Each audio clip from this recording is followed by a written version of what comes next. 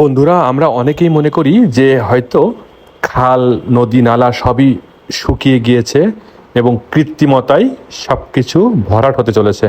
না বন্ধুরা, এটা চৌগাছার মাসিলা এলাকার সুইচ গেট সংলগ্ন যে ব্রিজটা আছে, এই ব্রিজের পাশের চিত্র, যেখান থেকে প্রচুর পরিমাণে স্রোত প্রবাহিত হচ্ছে খাল দিয়ে, এবং এই স্রোতের মুখে জাল পেতে মানুষ প্রচুর পরিমাণে মাছ ধরছে। যদিও সব ছোট মাছ, মায়া মাছ এবং ছোট ছোট মাছের সমারোহ, তারপরেও আমরা এই মাছ দেখে আশায় বুক বাঁধলাম যে আমাদের বাংলাদেশে কিন্তু আবারও এই নদী নালা খাল বিলে এই ধরনের মাছের দেখা নিয়মিত বর্ষাকালে পাওয়া যাবে। যাই হোক, বর্ষাকালে আমরা গ্রামের বাড়ি ঘুরতে গিয়েছিলাম, সেখান থেকে ফেরার পথে এই জায়গায় আমাদের গাড়ি থামিয়ে আমরা এই মাছ ধরা দেখতে চলে আসলাম, যেখান থেকে আমরা কিছু মায়া মাছ সংগ্রহ করলাম। যাই হোক, এই মাছগুলো বাংলাদেশ যে মাছে ভাতে বাঙালি তার স্বাক্ষর বহন করে। বাংলাদেশের খাল খনন কর্মসূচি যদি সফল হয়, তাহলে এই ধরনের খাল বিল নদী নালাতে আবারও জোয়ার ফুটবে এবং বাংলাদেশ হবে অন্যতম একটি মাছ সমৃদ্ধ, পুষ্টি সমৃদ্ধ দেশ। এই দোয়া এবং কামনা আমরা করি। পাশাপাশি আপনারা যারা বিভিন্ন বিল খাল নদীর পাশে মাছ ধরতে যান, তারা খুবই সাবধান থাকবেন। বর্তমানে সময়ে কিন্তু সাপের উপদ্রব বেড়ে গিয়েছে। আর গ্রামগঞ্জে এই ধরনের খালের ধারে নদীর ধারে যখন আমরা মাছ ধরা দেখতে আসি, তখন একটা কমন চিত্র দেখা যায়, সেটা হলো বয়স্ক মানুষ। তারা এই মাছগুলো যখন তারা সংগ্রহ করে বা তারা ধরে, তখন কিন্তু তারা চিন্তা করে এবং তারা গল্পগুলো বলে যে একসময় তারা অনেক বড় বড় মাছ, বিশাল বিশাল গজাল মাছ, তারপরে বিশাল বিশাল শোল মাছ, এগুলো তারা একসময় ধরতো এসব এলাকাতে। যদিও এগুলো এখন স্মৃতি, এখন চাষ করা মাছ ছাড়া আমরা পাই না। তবে দেখেন, এই যে নদী নালা থেকে এই যে বৃষ্টির পরে যে মাছগুলো পাওয়া যায়, এগুলো কিন্তু যথেষ্ট পুষ্টি সমৃদ্ধ, এবং এই মাছের সাথে কিন্তু চাষ করা যে সকল মাছ বা পুকুরের মাছের কোনো তুলনা হয় না।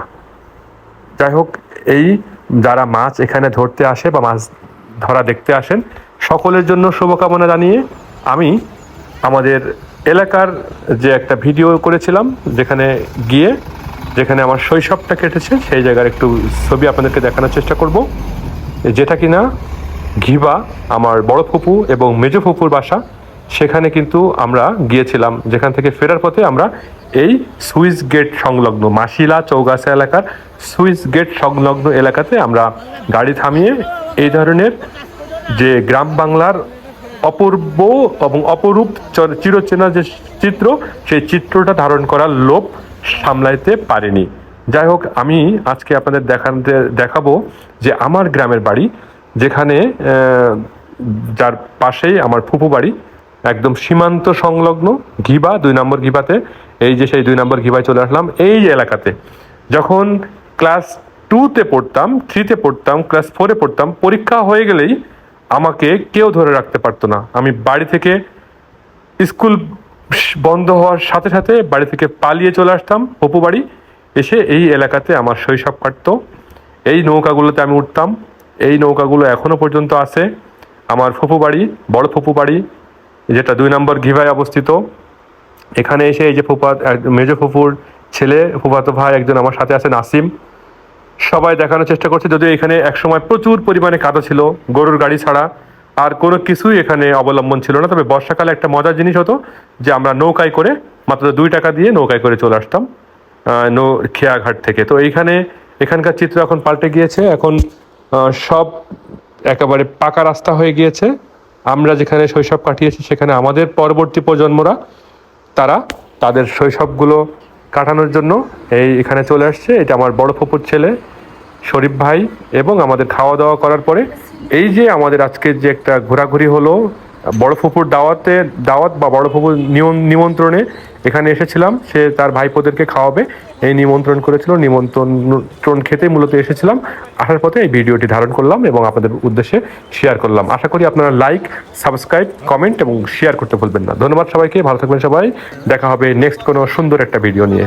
ভালো থাকবেন সবাই। আসসালামু আলাইকুম ওয়া রাহমাতুল্লাহি ওয়া বারাকাতুহু। দোয়া করবেন আমার জন্য। এবং প্রবাসী ভাইরা, আপনারা আমার ভিডিও দেখতে থাকুন এবং বাংলাদেশকে উপভোগ করতে থাকুন আমার সঙ্গে। এবং কি ধরনের ভিডিও আপনারা চান সে ব্যাপারে আপনারা কমেন্ট করতে পারেন। ধন্যবাদ সবাইকে। আসসালামু আলাইকুম ওয়া রাহমাতুল্লাহি ওয়া বারাকাতুহু।